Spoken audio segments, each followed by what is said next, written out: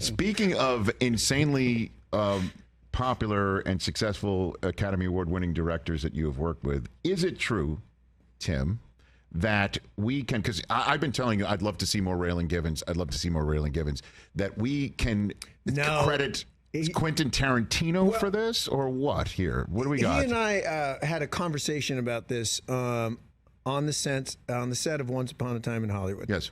And yes, it still gives me a little tingle just to talk like that's my part of my life. Yes, yeah, it's still just pretty cool.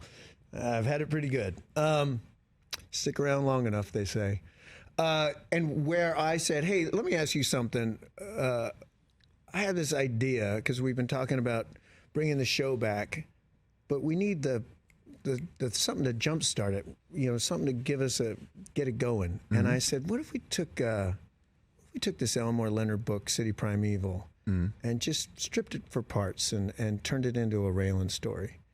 And he thought that was a great idea. And that helped. So you put some wind in our sails. You had the seeds of the idea, or you were the one who was coming up with the idea. You had this book. You saw the book. Let's just say it was your audience, it was all me. It was all my idea.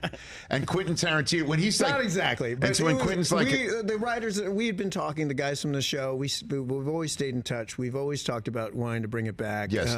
I love those guys. I love that collaboration. They mean the world. And we were just looking for that idea to get it started. Yes. And I brought that idea up to Quentin. I mean, I'm there on the set. I'm not going to waste an opportunity here to pick his brain. Yes.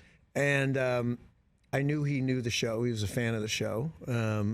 And he was a huge Elmore Leonard fan. He's adapted him himself. Yes. Amazingly so, with Jackie Brown. And what I didn't know is that he was going to, at one point, make City Primeval a film.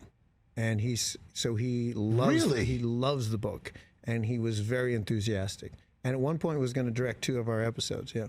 And what happened? It was an unfortunate thing where he went and had a kid, and got in the way. The kids will screw it up. That's what they do. People say they change your life, and that's really code for they get in the way. Father of the Year, Tim Olyphant. Well, congratulations on you, best dad ever. Best dad ever, 9 years running. And I have a 14-year-old. That's sad. Right here on the Rich Eisen Show. I got this. I got this a few years ago. Working out the kinks. So, what was it like for you to put the hat back on for the first time and look in the mirror and see? Okay, there's Raylan Givens. The cool thing about aging, it doesn't affect hat size. You know what I mean? And it doesn't affect hat size. You got to put the hat back on, otherwise people won't know what the show is. So, see? There it is. There you go. You put the hat back on, and they're like, oh, there it is. Same old, same now, old. Now, is it like an athlete putting on eye black where you get in a mindset before you walk out on the stage there and you put the hat on? It's exactly like that. Superman's cape. It's got to be something similar. It's felt so similar to my NFL days when I put on the...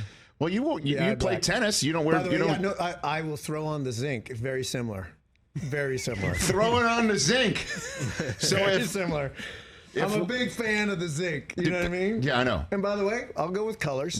Catch the Rich Eisen Show every single day on the Roku channel, 12 to 3 Eastern, for free.